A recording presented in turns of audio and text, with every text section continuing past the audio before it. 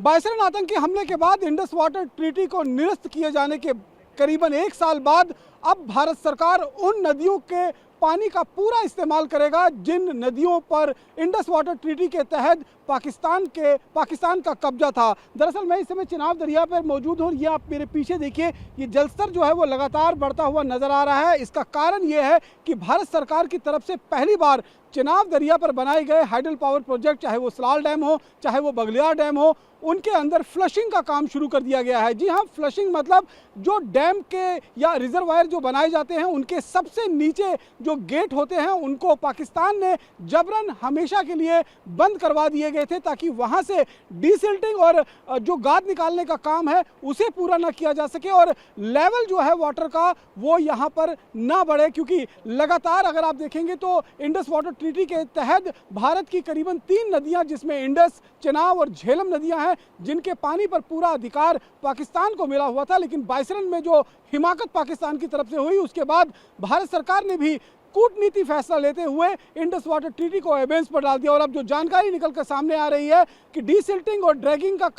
का काम तो पहले भी भारत सरकार की तरफ से इन हाइडल प्रोजेक्ट्स के बने रिजर्वायर्स पर किया जाता था, लेकिन अब पहली बार फ्लशिंग का काम होगा। यानी कि रिजर्वायर के सबसे नीचे जो गेट बने होते हैं उन गेट्स को खोला जाएगा और ये इतिहास में पहली बार होगा, क्योंकि अब तक इंडस वाटर ट्रीटी जब से लागू हुई है तब से ये गेट नहीं खुले हैं। और इस बार जब ये गेट खुलेंगे तो नीचे तक जो सिल्ट जमा हुई है, जो गाद जमा हुई है, उसे पूरी तरीके से क्लीन किया जाएगा, जिससे न केवल हाइडल पावर प्रोजेक्ट की क्षमता बढ़ेगी बल्कि पानी का स्टोरेज भी बढ़ जाएगा। यानी कि आने वाली जो अभी गर्मियां चल रही हैं इसमें एक बार जब स्टोरेज कैपेसिटी बढ़ जाएगी तो पाकिस्तान बूंद बूंद को तरसेगा, ना वहाँ पर पानी होगा, ना उस पानी की वजह से वहाँ पर कृषि होगा और वहाँ के लोग पानी से भी प्यास से भी मरेंगे और भूख से भी वहाँ पर मरना जो है वो तय माना जा रहा है। इसीलिए ये पहला स्टेप जो है अब भारत सरकार की तरफ से बड़ा स्टेप जो है उठाया गया है कि उन नदियों, चिनाब नदी के ऊपर जो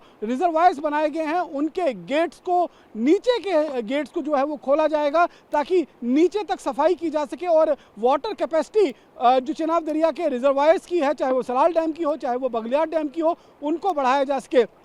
ठीक सामने मैं एक बार आपको फिर दिखाऊंगा कि ये देखिए पीछे अभी मैं जहां पर मौजूद हूं, क्योंकि गेट्स खोलने की प्रक्रिया जो है वो शुरू हो चुकी है और इसीलिए जलस्तर लगातार यहां पर फिलहाल बढ़ता हुआ नजर आ रहा है। ये जो पूरा इलाका पानी में डूबा हुआ दिखाई दे रहे हैं, एक वक्त ऐसा था कि यहाँ पर दूर दूर तक ये जो सामने पिलर आपको दिखाई दे रहे हैं यहाँ तक पानी जो है वो सूखा हुआ करता था और जहाँ पर मैं खड़ा हूँ यहाँ पर पूरी तरीके से पानी नहीं हुआ करता था। लेकिन अब जो ये फैसला बड़ा भारत सरकार की तरफ से लिया गया है उसके बाद पाकिस्तान भी जो है वो पछताएगा कि आखिरकार उसने ऐसी हिमाकत, बायसरन आतंकी हमले जैसी हिमाकत आखिरकार क्यों, क्योंकि भारत सरकार ने एक तरफ ये तय कर लिया है कि न केवल चिनाब दरिया के पानी को डाइवर्ट कर कर अब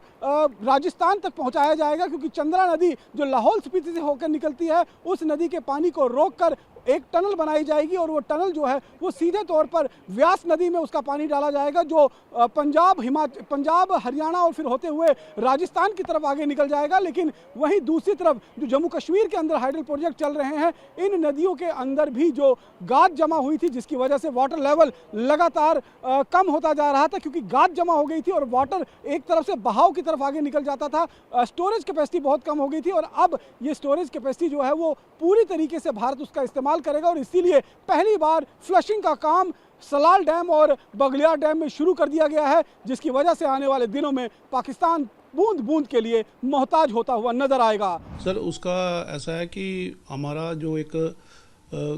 सलाल से राब्ता रहता है कि वो हमें पहले इन्फॉर्म कर लेते हैं 2 घंटे पहले कि हमने इसको पानी कितना छोड़ना है, कितना हम पानी छोड़ रहे हैं। उसे हम अब अपने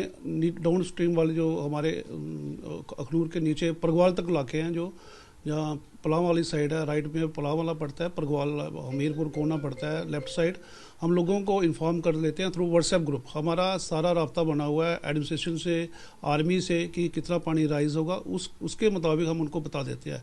वेयर एज आप जो कह रहे हैं कि डीसिल्टिंग का जो प्रोसेस है वो हमें प्री इन्फॉर्म कर देते हैं। जैसा ही डीसिल्टिंग का होगा तो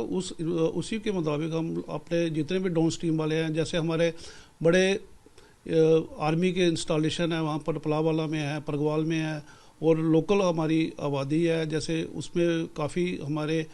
एग्रीकल्चर लैंड है और इंफ्रास्ट्रक्चर लोगों के, तो हम अकॉर्डिंगली जैसे भी पानी बढ़ता है तो हम लोगों को इन्फॉर्म कर लेते हैं और सिविल एडमिनिस्ट्रेशन के साथ, डिस्ट्रिक्ट एडमिनिस्ट्रेशन के साथ मिलजुल के जो भी हमारे काम है, एनडीआरएफ टीमें बनी हुई है, उनको हम उसके मुताबिक बता देते हैं।